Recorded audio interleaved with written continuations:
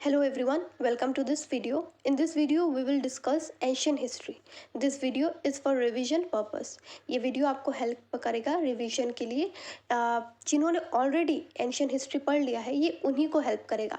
So it is very important that you learn the basic ancient histories and then you come back to this video. This will help you remember the chronology of the ancient dynasties that were established in different parts of the Indian subcontinent. Okay, so without wasting time, let's get started. See we will start from the Mahajanapadas. ठीक है, हमें पता है कि 16 महाजनपदास थे. वो 16 महाजनपदास में से 4 महाजनपदास सबसे ज़्यादा इंपॉर्टेंट थे. ये 4 महाजनपदास में से एक जो सबसे इंपॉर्टेंट महाजनपदा था वो कौन सा था? वो था मगध. ये वाला टेरिटरी में मगध था. अब मगध जो था उसमें बहुत सारे रूलर्स आए. उन्होंने बहुत सारे टेक्टिक्स या फिर आप कह दीजिए कि एडमिनिस्ट्रेशन पॉलिसी अडॉप्ट किया, जिसकी वजह से मगध का टेरिटरी जो था बाकी महाजनपदास के कंपैरिजन में बहुत ज़्यादा एक्सपांड हो रहा था. और ये एक्सपेंशन कैसे हो रहा था? ये एक्सपेंशन हो रहा था आपके थ्रू मैट्रिमोनियल अलायंसेस और थ्रू एनेक्सेशंस. ठीक है, तो जो फर्स्ट रूलर थे मगध के, आइए रूलर्स को देखते हैं, देन ओनली विल अंडरस्टैंड कि कैसे उन लोगों ने पॉलिसीज अडॉप्ट किया. ठीक है, फर्स्ट जो थे वो थे हरियंका डायनेस्टी. ठीक है, हरियंका डायनेस्टी के जो फर्स्ट रूलर थे वो थे बिम्बिसरा. बिम्बिसरा के बारे में जो एक इंपॉर्टेंट फैक्ट है कि he was the first to have standing army in the Indian history. ठीक है, सेकेंड जो थे वो थे अजत शत्रु. Ajatashatru was important because he was the first to conduct the Buddhist council in 483 BC. First Buddhist council under Ajatashatru. And third जो थे वो थे उदायुन. उसके बाद कुछ और रूलर्स आए, वो इंपॉर्टेंट नहीं है. And then the last ruler was Naga Dasaka. Naga मार के आए शिशु नागा डायनेस्टी एस्टेब्लिश हुआ. शिशु नागा डायनेस्टी एस्टेब्लिश हुआ अंडर शिशु नागा. तो शिशु ही ओवरथ्रू you can say Nagadasaka and then he establish the Shishunaga dynasty. उसके बाद शिशु नागा डायनेस्टी के जो सेकंड रूलर है वो है काल अशोक. अंडर काल अशोक आपके सेकंड बुद्धिस्ट काउंसिल हुआ. ओके, उसके बाद साइमल्टेनियसली हम देख सकते हैं तब इस तरफ थ्रू नॉर्थ वेस्ट इंडिया में फॉरेन इन्वेजन्स हो रहा था. ठीक है, फर्स्ट फॉरेन इन्वेडर्स जो थे वो थे पर्शियंस. पर्शियंस में जो फर्स्ट थे वो थे साइरस द ग्रेट. उसके बाद आए आपके डेरियस 1, उसके बाद आए आपके जर्जस और उसके बाद आए आपके डेरियस 2. ठीक है, पर्शियंस के बाद आए ग्रीक इन्वेडर्स. ग्रीक इन्वेडर्स में थे जो वो थे एलेक्जेंडर. ठीक है, एलेक्जेंडर तब आए जब नंदा डायनेस्टी एस्टेब्लिश हुआ. यहाँ पे शिशुनगर डायनेस्टी के बाद आया नंदा डायनेस्टी. नंदा डायनेस्टी के फाउंडर थे महापद्मनंदा. ठीक है, महापद्मनंदा एस्टेब्लिश कर रहे थे नंदा डायनेस्टी को. तो महापद्मनंदा जो है उनके बारे में जो बहुत इंपॉर्टेंट चीज़ कही जाती है वो ये है कि he was the first empire builder of Indian history. ठीक है, and he also captured from your western coast to eastern coast. ठीक है, वेस्टर्न कोस्ट से ईस्टर्न कोस्ट तक उन्होंने कैप्चर किया. इसके वजह से उनकी जो टेरिटरी वो बहुत ज़्यादा, मगध की जो टेरिटरी वो बढ़ गई.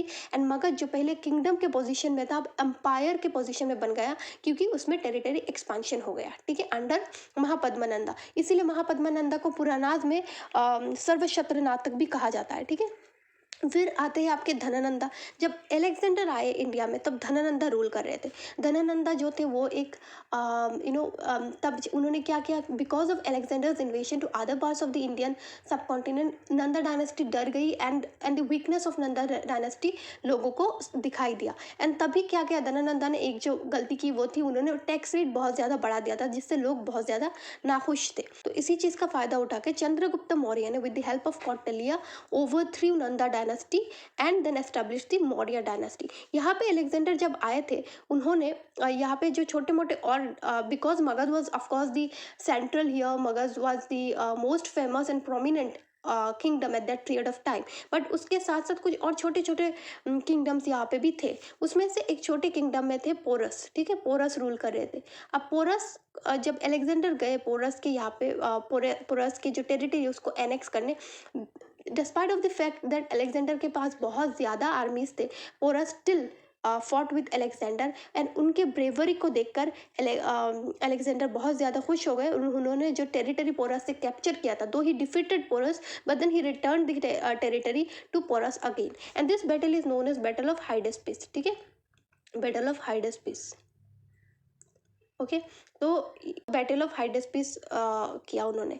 उसके बाद Alexander, because his army was exhausted, food was exhausted, everything he had exhausted, so he thought that it is a better decision to return back. Alexander because he was returning back, उन्होंने अपने general जो थे उनके under में, Seleucus Nicator, उनके under में वो अपना टेरिटरी देकर गए। But after the death of Alexander, Seleucus ने कहा कि वो अब इंडिपेंडेंट है और उन्होंने अपने हाथ में सारे यहाँ पे जो किंगडम्स थे वो ले लिए, जो कि अलेक्जेंडर ने कॉन्क्योर किए थे। उसके बाद यहाँ पे चल रहा था आपका मगध पे मौर्यन डायनेस्टी, ठीक है। मौर्यन डायनेस्टी जो चल रहा था उसमें पहले आए चंद्रगुप्त मौर्य। चंद्रगुप्त मौर्य के बारे में हम सबको पता है। उसके बाद आए आपके बिंदुसरा, और बिंदुसरा के बाद आए आपके अशोका, ठीक है। और अशोका जो थे वो फेमस थे अपने धम्मास के लिए। अलेक्जेंडर के बाद अशोका को इंडिया में क्या कहा जाता है, Ashoka the great. This is because of his dhamma. Ashoka adopted Buddhism and then he propagated dhammas. Basically उन्होंने after the Kalinga war when he saw so much of destruction and devastation, he adopted Buddhism and the dhamma policies, ठीक है। उसके बाद आते हैं अशोका के बाद Mauryan empire का डाउनफॉल हुआ। उसके बाद पोस्ट मौर्यन पीरियड कहा जाता है, इस पीरियड को पोस्ट मौर्यन पीरियड कहा जाता है, जब सुंगास और कानवास डायनेस्टी एस्टैब्लिश हुआ, ठीक है। सुंगा और कानवा डायनेस्टी पोस्ट मौर्यन पीरियड में एस्टैब्लिश हुआ। साइमल्टेनियसली पोस्ट मौर्यन पीरियड के जो फॉरेन इन्वेडर्स थे वो थे बैक्ट्रियन। बैक्ट्रियन ग्रीक्स में से आपके थे पहले डिमेट्रियस। डिमेट्रियस ने अपने दो जनरल को भेजे थे इंडिया में, तब उनके नाम थे एपोलोडोटस और मेनेंडर, ठीक है। और टू एक्सटेंड दी टेरिटरीज, तो उन्होंने क्या किया, सिंध को एपोलोडोटस ने कॉन्क्वेस्ट किया और मेनेंडर ने अपना रूल एक्सटेंड किया अप टू मथुरा। उसके बाद आए साखास और स्काइथियंस, उसमें से माओइज, फिर एजिस, ये सब आए। फिर आपके आए पार्थियंस, फिर आए कुशनास। कुशनास इंपॉर्टेंट है क्योंकि कुशनास में है कनिष्क। कनिष्क के अंडर में गोल्ड कॉइन्स वगैरह हुआ, ये सब इंपॉर्टेंट है, देखना है, ठीक है। सो ये सारे जो बैक्ट्रियन से लेकर कुशन से, ये सारे पोस्ट मौर्यन पीरियड है कि फॉरेन इन्वेडर से। यहाँ पे मगध के रूलर जो पोस्ट मौर्यन पीरियड में थे वो थे सुंगा और कानवा। और यहाँ पे उसी टाइम में एक नया डायनेस्टी इमर्ज हुआ आपके डेकान में, जो है सतवाहनास। सतवाहनास को पुरानाज में अंद्राज भी कहते हैं। अंद्राज यानी कि आपके दक्षिण, ठीक है। तो डेकान को दक्षिण भी कहा गया है पुरानाज में। तो सतवाहनास का रूल दक्षिण में स्टार्ट हुआ। और उसके बाद आए वाकाटकास यहाँ पे। फिर जो साउदर्न टिप है, साउदर्न टिप में ड्यूरिंग द संगम एज 3 ऐसे डायनेस्टीज दिखाई दिए, चेरा, चोला एंड पांड्या, और यहाँ पर आए कालब्रास। तो ये बेसिकली पूरा इंडियन हिस्ट्री का आपका क्रोनोलॉजिकल मैप है। और उसके साथ एक जो इम्पोर्टेंट चीज़ मैं आपको बता दूं कि इसके बाद कानवास के बाद जो मौर्यन गुप्ता पीरियड का एस्टैब्लिशमेंट हुआ, कहा जाता है गुप्तास जो है उनको कभी कभी ये कहा जाता है कि दे वर द फ्यूडलिस्ट ऑफ कुशनास, ठीक है।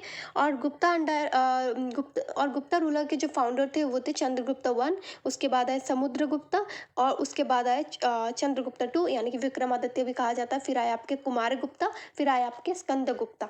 तो गुप्ता पीरियड को गोल्डन एज भी कहा जाता है because of its art and architecture. जो कि गुप्तास के बाद आए आपके हर्षवर्धन, ठीक है। एरा ऑफ हर्षवर्धन आया। हर्षवर्धन जो है वो हुन इन्वेशंस के बाद they are consider as the feudatories of the Guptas. Harshavardhan ancestors were feudatories of Guptas, and after the Hun invasion they assumed independence. Their dynasty was known as Pushyabhuti dynasty, ठीक है। और पुष्यभूति डायनेस्टी का धीरे धीरे डिक्लाइन होने लगा। फिर उसके बाद आए आपके उसके बाद क्या हुआ, पुष्यभूति डायनेस्टी जब डिक्लाइन होने लगा तब मगध का जो एक टेरिटोरियल इन्फ्लुएंस है वो धीरे धीरे डिक्लाइन होने लगा। And the central focus in the जो एक अट्रैक्शन है, it went to Kannauj, and then the fight over Kannauj started, and then the tripartite struggle begin. उसके बाद राजपूत्स का इवोल्यूशन हुआ, उसके बाद मुस्लिम इन्वेशन हुआ।